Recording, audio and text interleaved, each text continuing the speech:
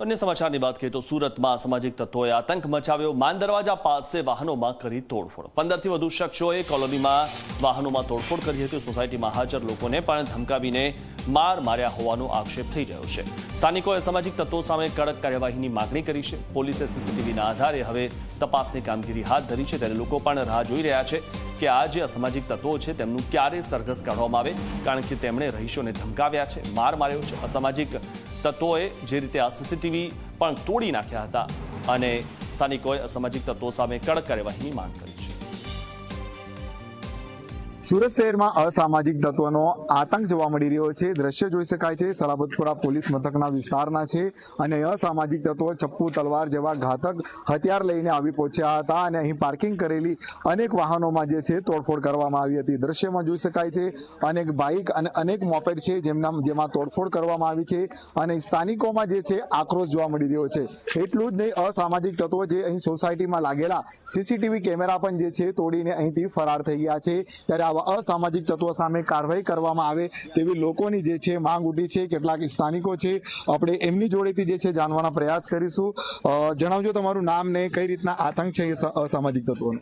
હું પ્રવીણભાઈ આયરે, સામાજિક કાર્યકર્તા છું માન દરવાજા વિસ્તારમાં અને ઘણા સમયથી આ જે ચાલી રહ્યું છે પોતાની દહેશત બનાવવા માંગે છે અને સ્થાનિક વિસ્તારોમાં જે ગાડીઓ છે, રિક્ષાઓ છે, ટેમ્પો છે એને નુકસાન પહોંચાડવામાં આવી રહ્યું છે અને જે અમારા સ્થાનિક મહિલાઓ છે, નાના નાના જે સ્કૂલમાં જતા બાળકો છે, જે નોકરી ધંધાથી રોજ મજૂરો છે, અમને ડર છે કે ભાઈ કાલ ઉઠીને કોઈને કોઈ નુકસાન થાય યા કોઈ મર્ડર થાય યા કોઈને ખોટી મોટી ઈજા થાય, એ નુકસાન એની જવાબદારી કોણ? બિલકુલ, તમે જણાવજો કોણ હતા એ લોકો, શું કામ તોડફોડ કરી? એ લોકો છે ને એ લોકો દહેશત કરવા માંગે છે। એ લોકો પંકજ, બંટી અને ઉમેશ કરીને 3 એ છે, એ લોકો એ જોવા માંગે છે। કેટલી ગાડીઓમાં તોડફોડ કરી છે અને શું કામ આખી આ તોડફોડ કરવામાં આવી? 8 થી 10 ગાડી છે, એના લીધે આ તોડફોડ કરવામાં આવી છે।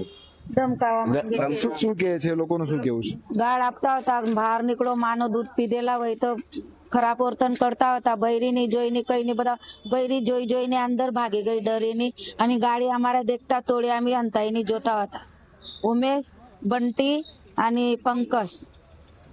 તમે જણાવજો કઈ રીતના તમારા પરિવારના લોકોમાં ભય છે હવે? કેમેરા તોડી ગયા પછી અમે ઉપરથી જોતા હતા તો અમને બી એ લોકો જોતા હતા। 3 જણ પછી આગળ ગાડી પર 3, પાછળ 3। શું માંગ છે તમારી હવે? અમારી માંગ છે કે અમારી ભરપાઈ કરી દો।